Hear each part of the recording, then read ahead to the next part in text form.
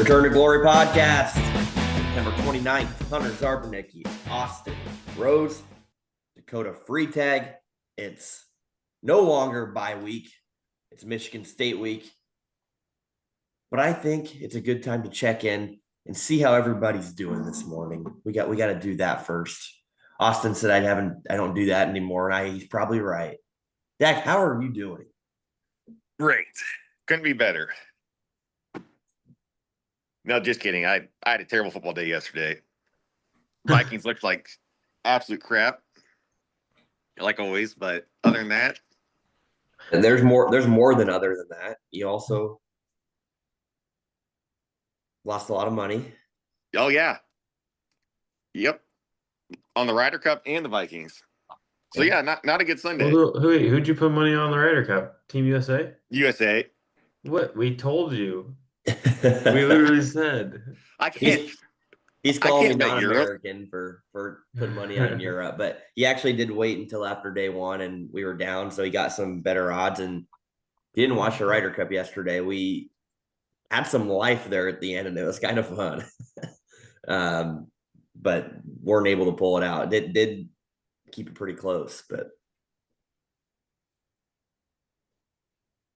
Yeah. Rough day. Austin? I'm good. My fantasy football team sucks this year. We just can't put it all together. I have a real deep team, but my top talent isn't enough, and so that made yesterday a little frustrating. I think for the first time, I have a lot of teams. I think I have like 6 or 7 fantasy teams that like all my teams are doing pretty damn good. Like normally you can't do that because if you have people on one team, then you play against them on the other team, and so it's kind of a balance. But I actually have a lot of pretty decent teams this year, which we'll see if it holds up. But I'm pretty good. In my league, 120 points usually gets you a win, and I've been putting up like 115 to 118 every week, and I've just been on the other end of. This week I was on the other end of Ashton Genty's 40-point game. I will say one thing that we've done in a couple of our leagues that if you don't know what it is, it's called the median league, where every week you're playing for 2 points. So you're playing your matchup, and you're also playing to basically be in the top half of everybody's score. So if you're in the top half, you get a win as well. So that kind of helps if you are playing someone has a really good week. You still at least go 1-1. You don't get no credit for having a decent week yourself. So I kind of like that. If any recommendation to any fantasy people out there. Yeah, it really evens it out. Well, Dak, you're usually on the lower half of the median. So what do you mean? I'm always in the championship game. Not this week. Nope. Balled out this week. Well, it's Michigan State week, and we're going to talk a lot more Michigan State later on in the week. We do want to go through the Big Ten here. We haven't talked a whole lot about the conference as we're a couple games in here. Ranking a lot of these teams, kind of see where everybody's at and where Nebraska kind of fits in there. I think we talked about the tiers and maybe where what tier Nebraska fits in. Well, after losing to Michigan, we'll see if that impacts, I guess, where we have everybody. So that's what we're going to do here at the top. And then we have some good mailbag questions, some good topics of conversation that we'll have here towards the end of the episode. So I think to start, the 18-team Big Ten rankings, there was a battle of the bottom in my mind, or close to the bottom this last week, that one proved to be better than the other, barely. Unless anybody has a different team, but do we have UCLA at the bottom, or we're sitting? Yep. I didn't even type it on my list because it was at the bottom. I was like, I'm not, that one's just there. We're not even going to talk about it. They might be in the bottom of college football all around. Yeah, and what's interesting is that's not the team. They weren't down there to start the year. I mean, they obviously weren't towards the top, but they're kind of a more surprise bottom team. Deshaun Foster obviously getting fired already. Nico Iamaleava is not very good. The biggest NIL deal fumble ever. Since Arch Manning. So 18 UCLA. Do we have at 17? Who any debate here? I put Wisconsin. Interesting. Okay. I had Northwestern. Okay. I don't really know if I can justify Wisconsin being worse than Northwestern. I think I'm putting Northwestern there too. I still have a little bit of hope for Wisconsin. I actually have Wisconsin like a little bit higher, but not much. I mean, is there anybody on a hotter seat than Luke Fickle right now? No. Yeah, he's Probably not. he's As pretty far much as out the Power door. Four schools go, maybe who's the coach in Florida? Oh, Napier. Yeah, Napier Yeah, maybe. he might have a hotter seat, but they're I close. agree. I don't think Wisconsin's very good either. I guess I thought maybe they're still better than this bottom tier, but then Maryland proved that they're maybe Maryland's better than that. And Maryland's not in the bottom tier for me anymore for sure. But I guess the other one that you could throw out here right now is Purdue. Um, I don't know where you guys have Purdue. I actually have, so I had Wisconsin and then Purdue. So I had with they go Wisconsin had the third worst, and then I had Purdue above Wisconsin. But that's also because I haven't watched a lick of Purdue. And I was like, well, I don't know. I've seen Wisconsin look bad this year. Yeah, I haven't watched much Purdue either. I know they kind of stayed within 20 against USC for what that's worth. Um, yeah, I mean we don't debate it, but where do you have Purdue at, Dak? Same spot. I went for my bottom. Went UCLA, Wisconsin, Northwestern, Purdue. Okay, so we have those kind of four at the bottom. I agree. I mean, I think I put Wisconsin 15, but let's move. I don't know if that's a tier, but I think that's pretty close to a tier. Yeah, There's a couple of teams that just like Wisconsin, you didn't think probably would be in there, but they are. They are. we just calling that the trash tier. Or? Sure. Dak, we'll call that the trash tier. Great name. Right above them, where are we at? 14. So honestly, this next batch was a little tougher of ordering. I agree. I had Rutgers there.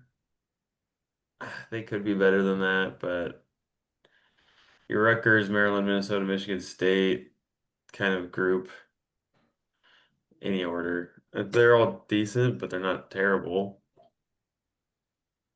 Um, actually, I also had Rutgers there.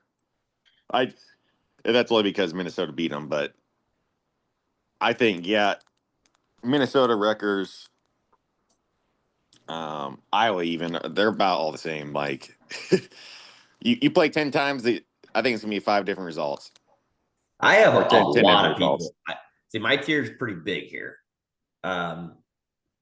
As far as how high we go, I won't say who's all included. These teams you're talking about are in there. If I gotta throw one there, gosh, I don't know. I'm probably throwing Michigan State there. That's Oh, really? Okay. if I right now had to say, who's on Michigan State and Rutgers, who's winning neutral field, I'm probably taking Rutgers. I don't know. Hmm.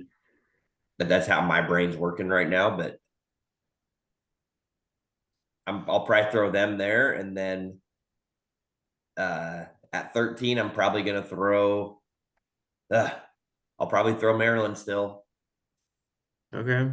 I I I think Maryland's decent, and some people have them a lot higher. I think they're actually receiving votes. Maybe I don't know. They're obviously looking okay. We're gonna figure out in a couple of weeks when we go out to College Park, but Definitely more worried about that Maryland game than you were coming in the year.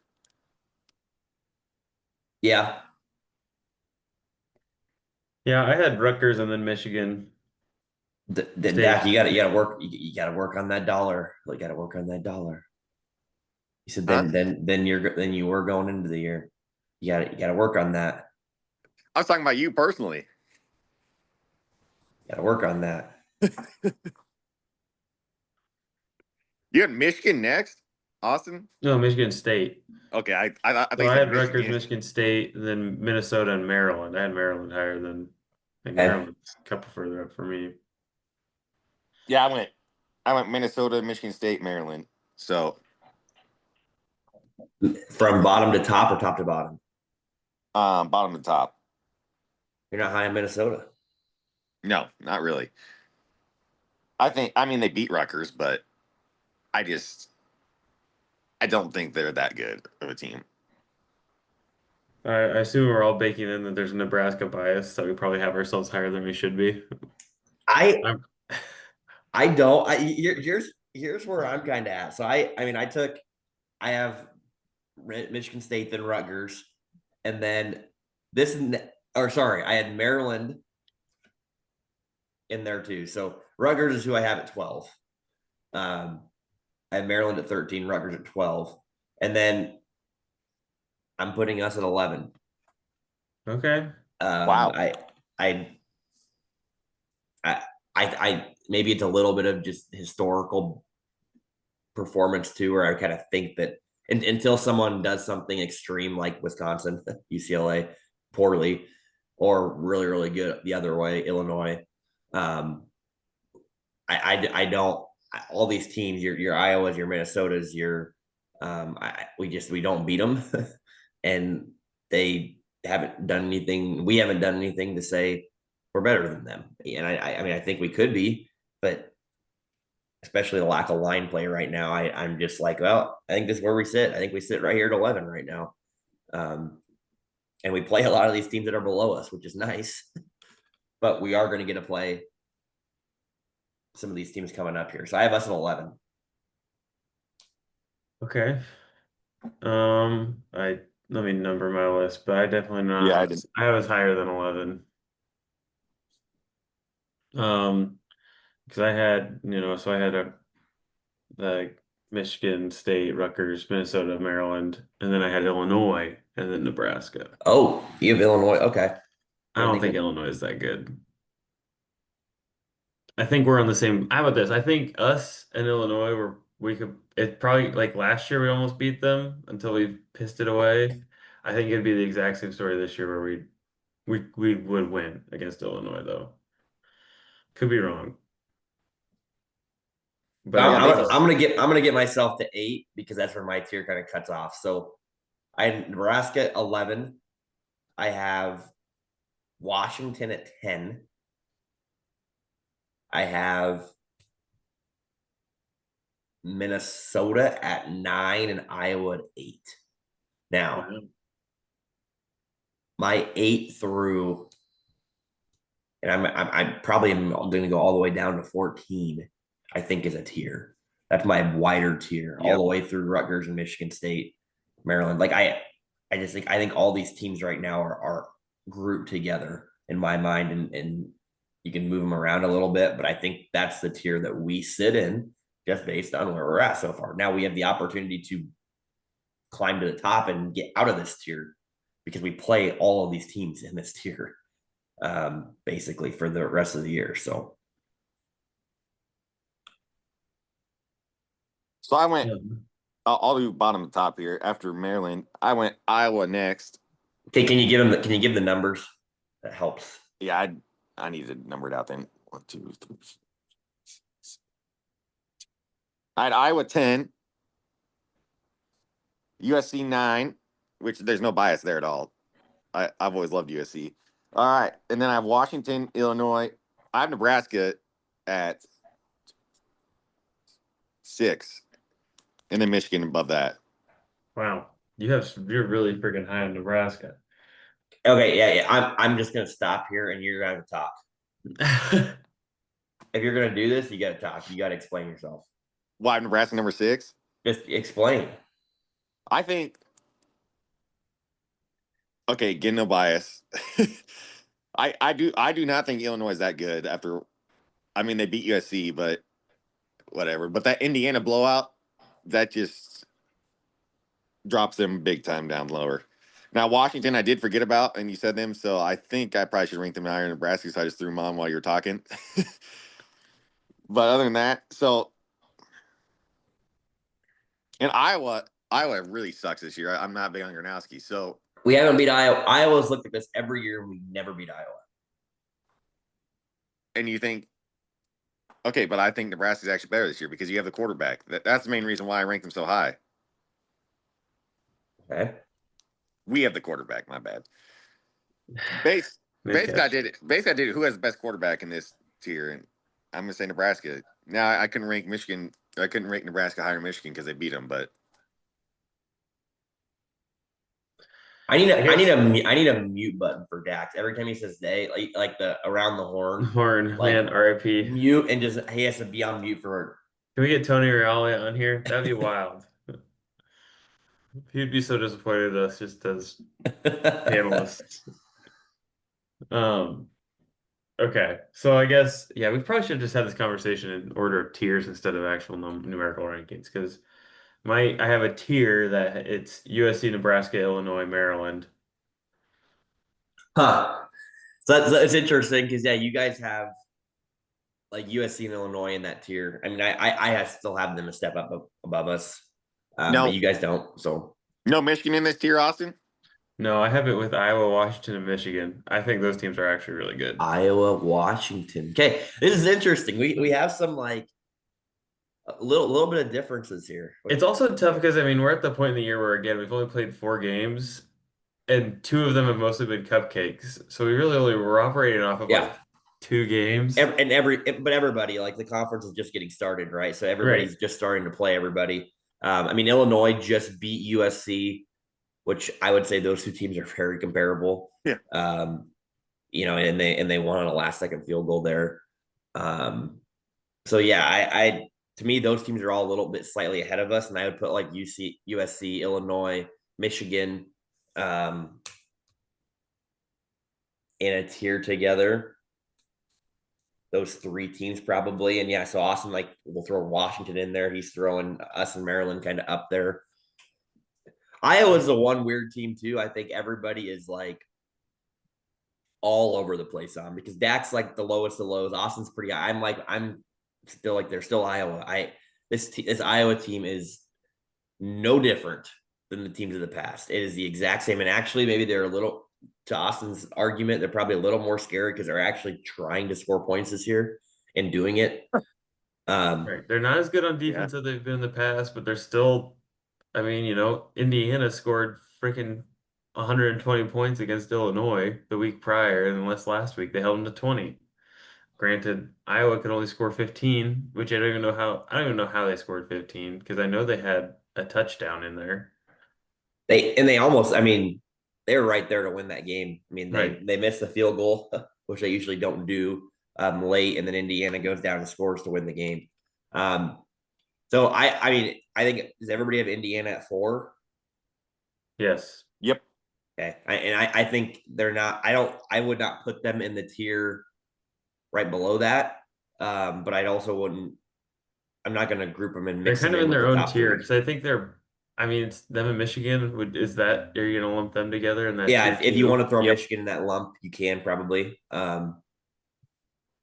I yeah, that's probably a good one. I think if they played on a neutral site, I'd struggle picking the winner. And then top 3, I think we got a little bit of clarity this week with Penn State and Oregon, but obviously very, very good game. Overtime, Penn State puts it to overtime, and then Oregon got her done in overtime. Ohio State, where do you have them amongst the 3 then? I have them too. I had them too. I don't know if that's fair because I saw the Oregon State or the Oregon Penn State game, and Ohio State really, I mean, they beat Texas week 1, but they didn't look great doing it. I just if Penn State, I just struggle whenever Penn State plays a really good team. I'm not like if it was Ohio State versus Penn State, I'm going to take Ohio State, and that was kind of my justification. I mean, I just went off who's already lost. Like, I think all 3 of those teams are very similar. And Oregon, I mean, I think Oregon's the best team by yeah. far. I got Ohio State 1. Really? Wow. I would take Oregon over Ohio State. Defending Any game. champs. I would too. I put I probably sounds like I'm a little more probably put recency bias or past, which whether that's right or wrong, I don't know. And they're national champs. They've held their own. They have the beating Texas early on. Now they both have really good wins, but I think I'm going to take Ohio State in a neutral side against Oregon still right now. Okay. Although Dante Moore is very good. That's my first time watching him. I I'm watched him against very Oklahoma impressed. State. I mean, obviously not the best game to reflect the quality of opponent, but I was like, oh my gosh, Oregon is a machine. Yeah, I I mean, think we don't have it's like a final defined return to glory podcast rankings, but I don't know if we want to spend another half hour trying to figure that out. But I think we do have some middle tier differences here. But we maybe can do this again here in a few weeks after we have some more head to head games and see where teams play out. Yeah, I mean, we kind of all agree on tiers, though. I think there's some teams that jump Yeah, around, but some teams will figure out where they land. right.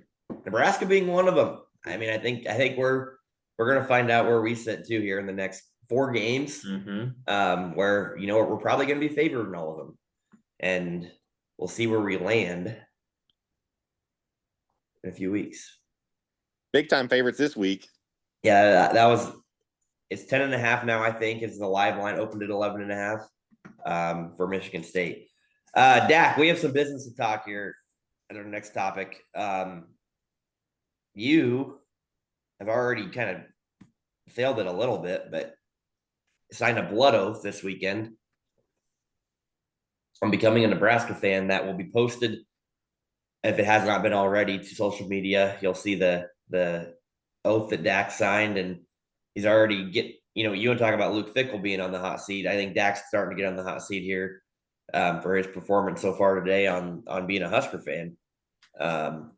I think maybe that's why he ranked us at number 6. He had to like offset the fake fandom that he's trying to portray. But Dak's an official Husker fan by blood, as he's sucking on his thumb because his finger probably hurts from getting pricked. Yeah. So I don't know if it'll be in the video, but it took a while to prick my finger. I was not doing well, so Hunter just grabbed the tweezers and stabbed me.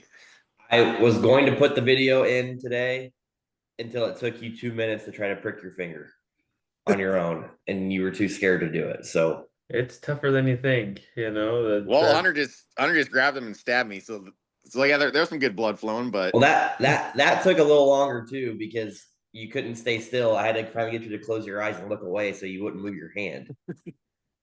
It is. If you've never pricked your finger before with a needle or anything, like you have to go pretty far into your skin. To get blood, and Dak found that out. Yeah, we heard that last one. You got me good. It was a good one. Yeah, but I'm officially a Husker fan. No more Boomer Sooner talk. What else contributes to this Husker fandom? Like, talk to us a little bit. Like what do you mean? Like I can't. How are you going to show that you're a fan? Well, the main thing is I cannot choose to watch an Oklahoma game over a Husker game anymore. I'm not.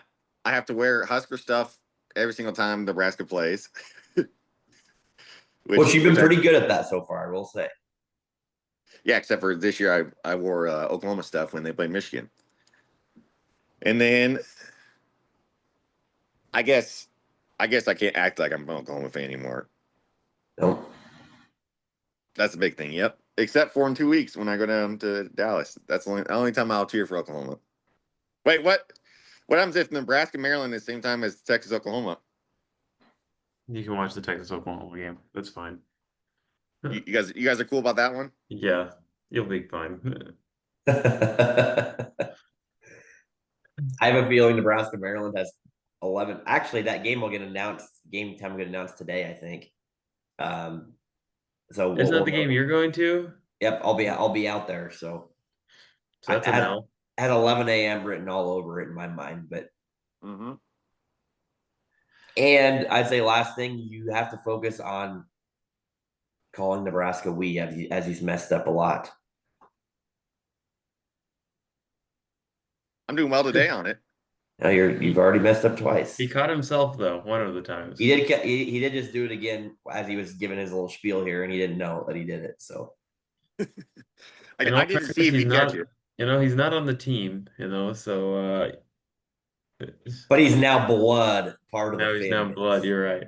We need to run the ball better. I should be on the field. Here's I can play here, quarterback.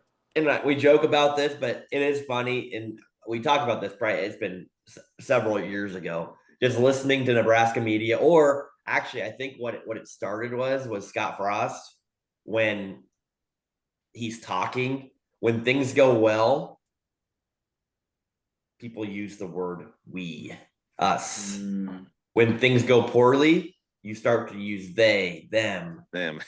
you. Like you hear it a lot, and it's not just a Dak thing. We're making fun of Dak for doing it, but just listen to that, and it is kind of funny how coaches in media, like, you want to be a part of something that is successful, but once things start going south, you start to go them, they, there, though, you guys, like, that's what happens a lot. So maybe Dak just hasn't seen good football yet to be part of the we yet. He says it already. He believes we're playing good football. Yeah, I don't have ranked 6 for no reason. You just said it in that sentence. You said it. Mm-hmm. I don't have them ranked 6th. Yep. Okay. After questions, there's some good discussion questions here as we kind of wrap up the bye week, heading to Michigan State week. And some of these topics have been around the past couple of weeks and have been around longer than that, but I think they're worth talking about. So, first question, first topic here, and we talked a little bit about it last episode, but how has nobody figured out that Dylan is actually trolling everyone with all the new Mahomes stuff the past 2 years? Give kind of your final thoughts here. Not final thoughts, but where you sit on the Mahomes Dylan cosplay. I don't think he's trolling. I think he watches a lot of Patrick Mahomes, so he just does it. Like I don't think he's making an active decision to do anything like Mahomes. That's just who he watches. And that's fine. I think if he didn't look just like him, no one would care, but he looks exactly like him, and that's why people care. I mean, that's idol. Like he's tried to map his game around him, Mahomes, his whole life. So now, do I think? I mean, he's got to be trolling a little bit with how much he's doing. Like it's everything is the same as Mahomes. That's what it's not just the play and trying to play like him. There's obviously another level to it. Yeah. I do like the trolling. I mean, I do think he's the celebrations and stuff like that. Like, that is something, not that he's practicing it, but he is watching enough videos and has a kid idolizing him, his mannerisms and stuff like that, to where now it's, whether he's doing it on purpose, it's naturally coming out. Like, he has done a lot to mimic that. And I do think a little bit is trolling as far as the attention goes. He doesn't ever he like brushes it off all the time, which I think is pissing people off probably a little more. Which I don't get. It's like, I don't, you guys That's the think, trolling piece. I think he's like trying right. to act like, I don't know what you're talking about, but here's the flex after the first down. Like, it's that's the trolling part that I think he's like trying to play it off. And I don't know. Yeah, I mean, I get it. I'd probably also, like, people are upset that he does it, and they're upset that he doesn't acknowledge that he does it. But if you acknowledge, I don't know. I think there are plenty of people out there flexing after first downs. I don't think it's just him, but it's the easy thing to talk about. Here's the thing, we're talking about it, and national people are talking about it. So here, the very like traditional kind of older way of thinking, which may still be right, is quit doing all the extracurricular stuff, and this ties into rule too, and just win games. And if you don't win games, then you look like a fool and you look like a dummy. And I think someone else on one of the podcasts I was listening to said Rules podcast is all great and awesome and fab and everybody loves it until we lose. And then it becomes quit podcasting and focusing on that and go win games, which that narrative was out there this week. Mm-hmm. Yep. It's kind of the same thing with Dylan. Like, I think a lot of it, once now you lose a game, quit focusing and being stupid, go win game. Which here's the thing now that could still be right and could still be true. And I think from a long, you right now in today's society and where you want publicity, and sometimes negative publicity is good publicity because you're still getting talked about when you might not be a relevant team yet. And we might not ever get there potentially because of those things, but you're at least getting talked about. And guess what? If you do start to win a couple of games and become relevant, you're going to be out there just because of the brand a little bit. But it's not going to be like Washington where you're forgotten about or Maryland when you're forgotten about. Like you're going to be at the forefront. So yes, the second part of all of this is going 4-0 the next 4 weeks. Like that's definitely a thing. But I think that's what part of this is for Dylan too, is just to attract. Now you got to be careful not to cross the line with the kids, and now it starts to become a negative, all about me. I don't care about my teammates. I don't care about people that are coming to help me. It's my show or the highway. You got to be careful not to cross that line. And I don't think it's there, but we're not there yet. But the fact that we say yet means that it could get there if you're not careful. So that's caution with it. That'd be such a tough thing to get there with. It would. I mean, me and I've already talked about this. Where do you sit on how he played against Michigan, Austin? He played well. I think there were some throws he missed, but he was literally under duress the entire game. And yeah, we were in it. I mean, I think 27 points. I think we're all on the same page today. I thought he played great against Michigan. I don't know where all this hate's coming from after that game, but yeah, people who didn't watch the game. yeah, I mean that's another thing with Mahomes is people are waiting to hate on him with all this Mahomes stuff. I mean, part of it's because, again, Matt Rule he's trying to get the brand out there, and we're a has been, not a currently is. Yeah. So there are people who are upset at the Nebraska thinks there's great shit, but they're just a dog shit program. And again, Rule is in Dylan. Speaking of this trolling, I think he actually is. He is whether it's part of Rule's plan. I don't think it is, but they are actively trying to draw attention to Nebraska, and it's either going to click or it's going to blow up. And as a coach, as a fan too, you want to believe in the optimistic side of things where it's going to take off.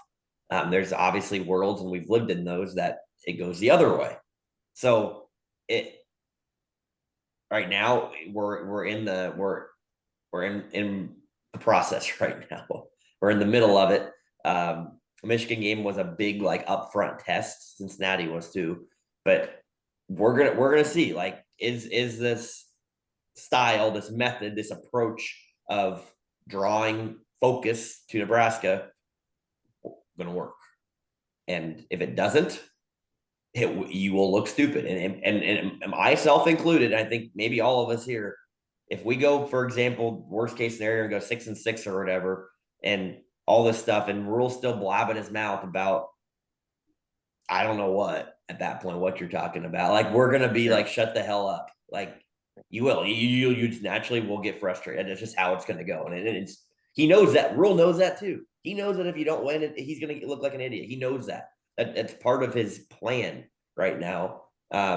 So, anyways. Speaking of Rule, and I really like this question. And there's a couple of questions here back to back that go along with this. And it opens up the bigger conversation around NIL and money and transfer portal, all that. But he mentioned how we don't have the money to pay a running back yet, or something like that. Didn't have the money. So along those lines alluded to it. But if we don't have the money for a running back, why are we rebuilding the stadium? So that's kind of, we'll start with that question. And rebuilding the stadium, I think in this case is a placeholder of one of the many places that you can be, your money can be getting allocated to as a program. I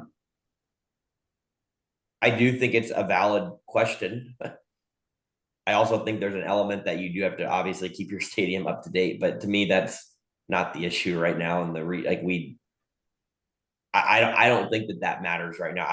I would go the opposite way. If it were me, God, I'm not going to bash us Husker fans, but I would take out 20,000 seats, 30,000 seats, and maybe that's what we're doing, and kind of slim off. And sorry, old people, I love you, but get the crowd a little more like juiced, like it was maybe for the Cincinnati game. Make it a little more of a lively. You're obviously going to want to be family friendly a little bit, but get it a little more popping. Bad take. Winning football games makes it a little more poppin'. It does. It does. Um, but I don't think that if we start winning football games, that'll get it more popping, but it's not going to get the old people popping. If you trim off 20,000 seats, though, that's insane. We sell out at this point with 85,000. Yeah, I want it to be a little more. I don't know. I think it's harder to play, and maybe 20,000 is extreme, but Yeah, that's a lot. That's if you win games, it'll get louder. But I think the crowd right now is a little bit just. I'm not going to say old, but it's old, which is fine because those are the people that probably paid a lot of money, and I get that's important. But the amount of people that when you stand up in games, you get sit down, sit Yeah, down. that is a lot of Yeah. that. That part drives me nuts. Regarding the paying the running back thing, if I had to guess, it is the money donated to the 1890 fund that's used as the NIL collective cannot be used for the stadium. Like there's just money, you know, accounting, this is a restricted donation towards this, or the university isn't paying people. University is not paying NIL bills, to my understanding. I think you're actually right when you come down to the actual logistics of it. Like, Right. So I you need a agree. I think year, that money is for this purpose. right. And there's probably like they have certain, grants or whatever that they have to spend the money after a certain number of years. And so, I mean, your real complaint should be don't donate to the athletic department, donate to the NIL Right. collective. I mean, that's probably what it really is. And what we lost out on the guy, he ended up going to Miami. Like, I mean, they also have a lot of money too. So there's no guarantee we would have gotten a good running back. And even if we did spend a lot of money on a good running back, there's a good chance that he would have sucked anyways, because that's how it shakes out half the time. yeah. I kind of agree with you, Hunter, on the like make the crowd younger because it was insane how much Cincinnati, how much louder that game was compared to the Michigan game. I thought. Winning makes the game winning would make the crowd younger, But we don't win. but we don't win. Right. I mean, that's what it is. People our age. It's like, well, I would want to go and watch us lose. Yeah, true. There's more people, yeah, around our age that just don't even watch the Huskers anymore because they think the Huskers are losing every week, which they are. But yeah, Back. Knock it off. we are. I keep on forgetting I saw my blood. I need to mute. I'll just cut you off. I'll just say nope, done. All I right. am surprised. I'm looking at Big Ten stadium capacity. Now, this is Google AI overview. I did not open up an article, so I have not fact checked any of this. But if you had to guess how many seats are at Oregon? I think Autzon's it's not as big. I want to say it's like 70. Yes, I thought it was like 54. 60. 54. 54? Wow. Yeah. So we would be just above them if we cut it.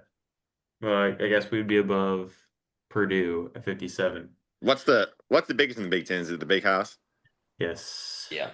And Penn then State's right. Penn State's right behind Ohio State's up there Apple too. Valley. Yep. Those three Um, are all above 100K. so yeah, I'm with you. I think the money thing, and this is kind of the next question here too, which goes along with it, but I think is also a valid question. That's not, and not, this is not just rural. It is rural because we're a Nebraska podcast, but this is all coaches. And how much does rural give to NIL as the highest paid state employee who, quote, loves NU football more than anyone? That's kind of the sarcastic way of putting it. But basically, all these coaches are getting paid a lot of money, right? And whether you think their salaries are right or not, it is also a market. Um, and you're going to pay for the market value of them when you're hiring a new coach, but they are getting paid a lot of money, and continues to increase, and not just in football, but all major college sports. At what point do fans think that they should be giving their money back to the program if you're the head coach? And a little bit of it kind of is, I mean, you would think it kind of makes sense, right? If you have a bunch of extra money at any job and you're trying to move your job or your organization forward, how much money would you give back to your organization? I mean, this is, I guess now that I'm speaking of it out loud, it could go for any Fortune 500 CEO, as far as investing your own dollar into your company, because you make a lot of money as the head of the organization. It's a valid point. I did Google, and maybe Austin's doing the same thing, on how Yep. many coaches have done that. There's not a lot of records out there. There are a handful that you can find. Well, they shouldn't be because apparently, according to the NCAA, it's against the rules. So you can't donate. Basically, what I've found, you cannot specifically donate back to say, I'm here's $2,000 to go get me the Miami running back. What you, or 2 million, 2,000 wouldn't do jack shit. uh, what you can do is, at like any other citizen, donate back to your private collective. So rural can take $2 million and say, here, collective, here's the money. But he cannot influence where that money in the collective goes. That is the collective's Hold decision. on. That is what I found. And there's been coaches that have done that. Brian Kelly's one that has matched. They did it early on. He has matched. I can't remember if it was like $1 million donations or up to $1 million a year or something of collective money, and him and his family has donated back. He was one. I think there was Cal's coach, I think I saw, did something similar for like, it was like $500,000 or something like that, of donating to their collective. But there hasn't been many. Like, I have not. I think Patino's the other one I saw did it at the college basketball level. So I think those are the three like big coaches I've seen that have done it, but there's not much out there on it. I mean, you could argue, I mean, he's going to events. He's doing fundraising. He's not doing nothing. Right. It's a matter of, you're making a lot of money. What standard of living do you need to live in? If you, especially in a world where paying players gets you a lot further. And I'm not saying just role. This is all coaches. This is It says university employees are not allowed to donate to NILs per NCAA rules in D1. I mean, Texas Tech is proving it right now. You can basically buy championships now. Which Institution employees are prohibited from directly donating money, working for service providers, or owning a stake in entities revolving around the NIL. So that's why he huh? can't against the NCAA.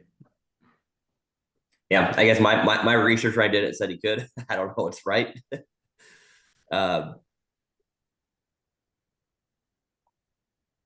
sure there's a way around it. Maybe, I don't know. Yeah, the coaches find a way around it. They are. It's going to functions and fundraising money. And hey, that'd be really great if we could get this running back. I think we're running back away as you talk to the owner of Acres and be like, I think, if we could, this is the guy, if we could get him in. Yep. Okay. Back to Texas Tech point. They did in softball and football too. Um, which I don't know. I mean, it's failed too. You throw this money at these players, these 18-year-olds. You don't know if they're gonna be good or not. Um, and for Texas Tech, it's worked out. Now, Arch Manning, what's he making? 10 million a year. I think he's the highest paid player in the nation, and that has not worked out yet. So it's kind of a gamble either way. What this money where you throw it. It's not really a gamble. It's just the market, right? Like it's not just like professional sports. You're paying players. You're not gambling on paying. I mean, you are. You're paying players. Like it's just the world we live in. And there's a market value attached to every player. And whether you have the money to pay that or not, as a university, as a collective, as whatever that may be, right now, and there's not many rules to it. Like that's just where the game's at right now. And from where it sounds and where things are going currently, obviously the NCAA's got the revenue sharing deal in place where I think it was like 20.2 million or something like that. Where the official university is a part of it, but the NIL stuff, it doesn't mean that's going away. This is like kind of like an in addition to it. Like there is still this back lump sum of, call it donations, that is sitting there that for right now is going to exist and sit there for a while. And that I think that's going to be very hard to put a cap on because that's always existed, right? It hasn't been quite as defined, but there's always been funding from alumni and outside sources that go to various things. Now the difference is you can just use that money to go to players. So anyways. Yeah, you could just openly say you're paying players now instead of under the table. I mean, Alabama's been paying players for 20 years. Staying on the topic of rule here, and this is more of a long-term, kind of a good bye-week conversation, but also big picture here. Jonathan Smith, which is the head coach at Michigan State in year 2, beats us and beats Rule, who's in year 3. Does it point to Rule being the wrong hire for the future of the program? It's going to be another data point in my mind. Yep. I think obviously Indiana is the measuring stick of turning a program around. I'm not saying Michigan State beating Nebraska would be Michigan State's program's turn around, but you should by every rhyme and reason, should we be beating Michigan State, who we have our coaching staff, our program a year long further than them. We're at home. That it would hurt. Now, wrong hire. I don't know if the wrong hire completely would go that far, but at the same time, yes, it's another like question of what. Okay, like what direction are we going in? All right, what are we doing here? This is a game we have. It's not a must win, but if you're losing this game, all of a sudden the year is looking a little more. Agreed. It is, and for multiple reasons, and that would be a big reason of a coach that is a year right. We did it with Mel Tucker when he was at Michigan State, lost to him in his first year. Like it's a thing, right? Especially in today's world where coaches don't get 12 years to turn stuff around anymore. Like you have your system, your style, whatever that is that you're trying to do, and you're obviously going to tweak it year over year. Rules already done it. Like usually get 5 years max. Yeah, and I would say this the average, the expectation in today's society is that's just getting lower and lower. So because we gave Rule a 7-year contract, is that right? Correct, and the market's you're gonna pay coaches 6 to 8 year contracts, just how it goes, because then they get the buyout, and coaches know that too. Their agents know that that's part of it too. So if you don't give me 8 years, 7 years, then then you got to fire me, and then you got to pay me a lot of money. That's the market. Like whether you like it or not, or believe it or not, that is where college sports is, and paying coaches. So, yeah, I do. I think that it might be, and that makes this game pretty big for that reason Huh? too. I mean, I was on the train of saying, well, who you gonna find that's better? And you're always saying there's someone out there that's better. Yeah. Cincinnati's proven that, so that's kind of changing my idea. Um, you can find all these smaller school coaches, and they can turn your program around quickly. Just Now, wait until the end of the year when Ryan Day loses to Michigan again. He'll be yeah, available you can. After Rule goes to Penn State, after Rule goes to Penn State because they And both had a Halverson bad goes to year. Oklahoma State. on this question too, where I think all of us, if you had to pick, fire Rule tomorrow, yes or no, we'd all say no. Yep. But as far as like I'm going to use a scale of 0 to 100. The season can go a lot of different ways still.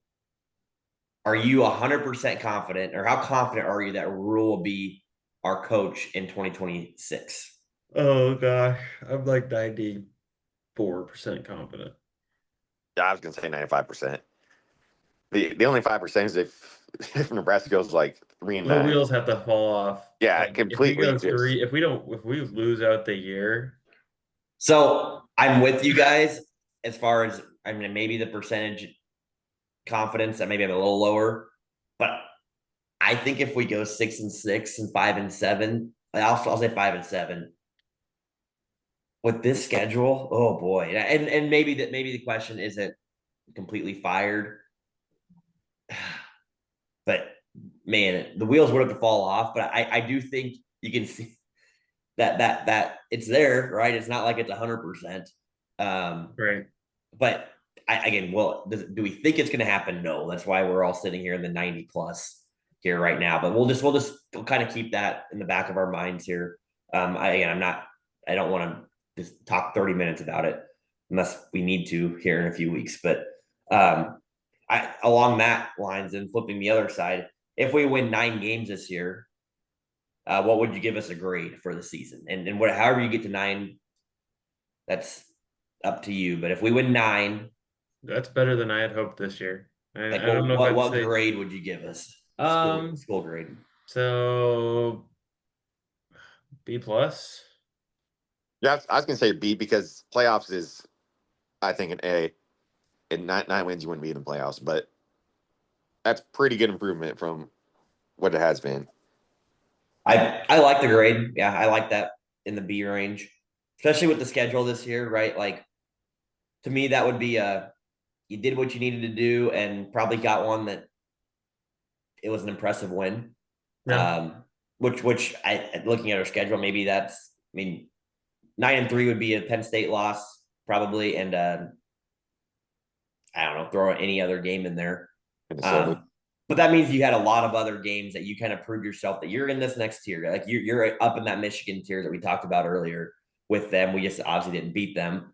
But that's definitely better than, like right now. We were talking about this weekend.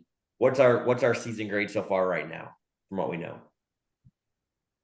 I'd say it's probably a B plus. I mean, I thought we were gonna lose Michigan all since the beginning, and we performed well. It yeah. I I'm a C. I am like I'm also a C. I'm Yeah, a C or C. I am like this is how this C so far. You squeak out of Cincinnati. I mean, think about the spreads for all these games, right? Like maybe if you want to argue that we covered the spread big time against the two bad teams, that maybe can bump you up a little bit, but I'm not taking much value in that at all. So maybe that gets me to a C plus. But like that Michigan game went, like you said, about how I thought it would. Like that, I actually think that we competed, but that 3-point loss is really closer to probably 10-3, but it was 3. Um, Cincinnati was Cincinnati. Like maybe Cincinnati's okay. They beat Kansas this week. Like I don't know. But to me, it's like we're coasting as is, and as far as grading, like pretty average for me. So yeah, getting to 9 would bump me up, but it's not going to take me to an A. Like especially with our schedule, it's not.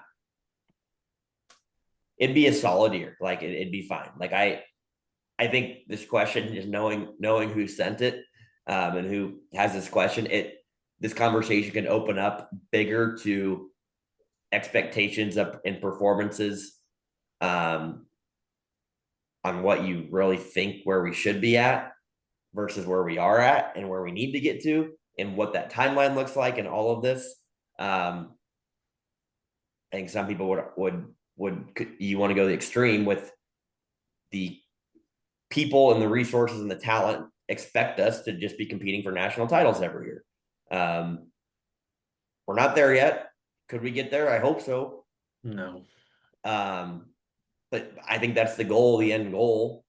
But I don't think that's the expectation for every given year right now. I don't think that's realistic. And if you start doing that, as a fan specifically, you're probably not going to be a happy fan.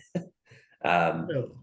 So like now as a player, as a coach, like that kind of I think a little bit should be you shouldn't be hyping up the players and saying we need to get to 8 wins. That'd be great. Like your strategy, I think, or your program, you want everybody in your program to have that same shared vision goal of we're striving to be national contenders every year. And we're doing that. Maybe that won't happen tomorrow, but we're doing that from a process by winning this next game, winning this next day, winning this next rep. So I think we're all kind of in the same ballpark there on that one. Last question here as we head into next week. It'll lead into our Thursday conversation. Will we design any runs for Dylan here as we head into Michigan State? Any designed QB runs? No. Haven't done it yet, and I don't see any reason to change that up. We might have done one. Should we? I'm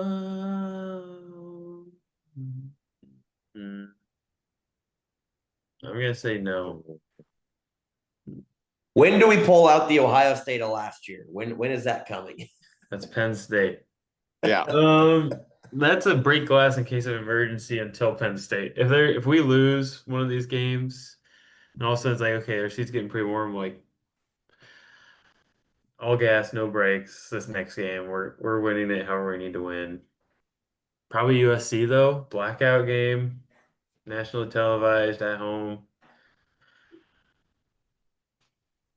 I mean, I'm also going to say no right now. Don't need to sign any runs, but it would help if he took off a little bit more. Like, I know Michigan game, he was under pressure that whole time. I just thought there was some holes that he just could have took off running, and he didn't against Michigan.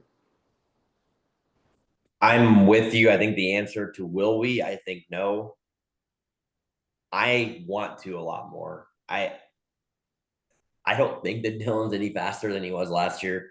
Yeah, I was gonna say, is he capable? But I still think you can utilize him in the quarterback run game designed to add another threat level.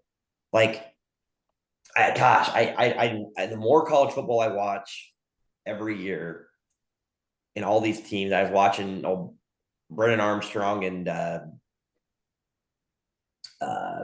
Castellanos from Florida State and Virginia Friday night. Like, are these running quarterbacks as good as passers as Dylan? No, and I would argue that Dylan is one of the better passers in the Big Ten and maybe even the country, just arm talent wise. He's got no legs though right now from what we've seen, and we wanted to see that. I still think in college football that is an added element that you need to have to add another layer. Now, you're not there's not going to be a Jaden Daniels out. There's not that those are few and far between. I'm not saying Dylan needs to be Jaden Daniels, but I still think designing a couple of runs for him at least adds that another element to your offense. And I don't think we will. I think the what we're trying to figure out this week is how we can, one, improve our current run game, but two,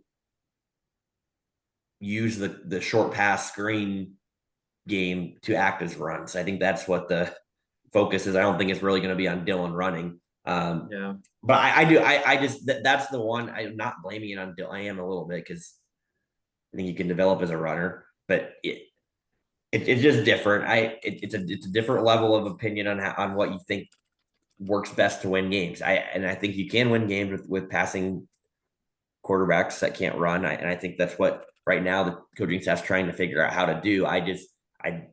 To me, that just is not the best way. I want a guy that can scoot a little bit, even if that sacrifices some of his throwing. Now, the flip side of that, the second that some of his passing goes away, then Husker fans go, "Oh, he's horrible. He's terrible." Yeah.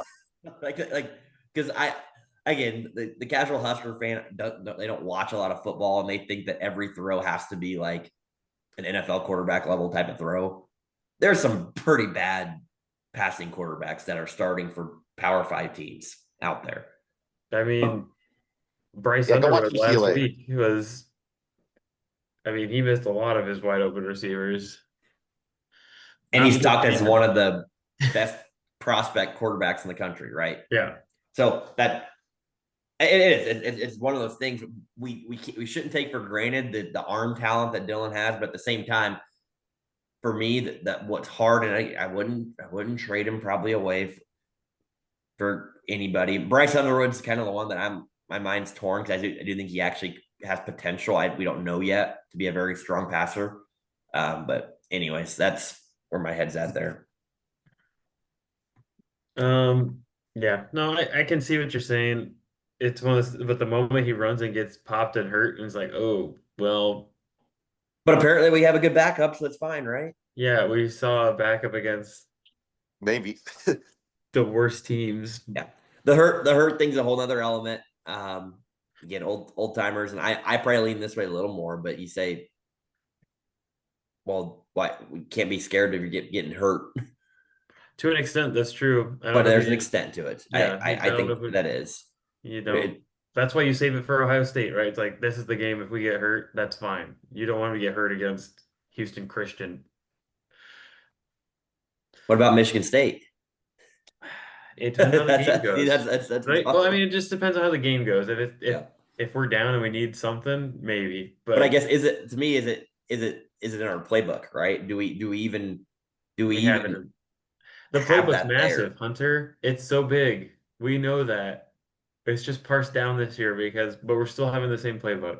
Sat's still on the coaching staff. Is that still there? Yeah, I don't.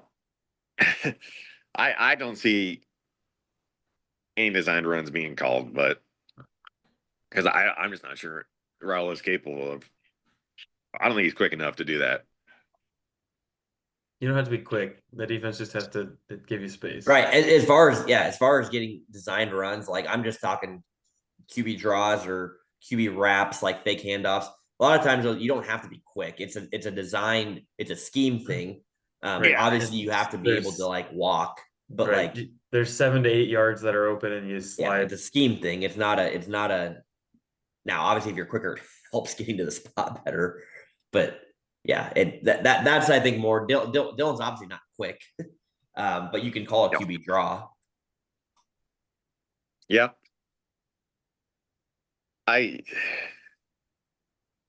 So we're all out on the triple option then. That's not going to get broke out this week. Probably not this week. Zach, you've gotten away from that. That was your thing when you started joining the podcast. The triple option. Yep, I'm completely away from that now. Wasn't I saying that the Huskers should run the triple option or something like that when I first started? Jeff Sims. Oh yeah, with Jeff Sims, yeah, which makes sense because that guy. Speaking of people who can't throw the ball, that guy cannot throw the ball. Don't throw it. So if any Husker fans are complaining about Raul, go watch Jeff Sims tape from 3 years ago. Right.